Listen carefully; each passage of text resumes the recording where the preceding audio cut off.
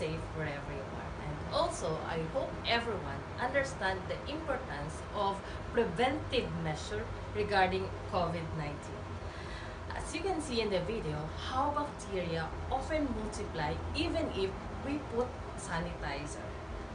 To break this chain, we need to strictly follow our personal hygiene frequently on daily basis by proper hand washing, maintaining social distancing, and wearing masks at all times.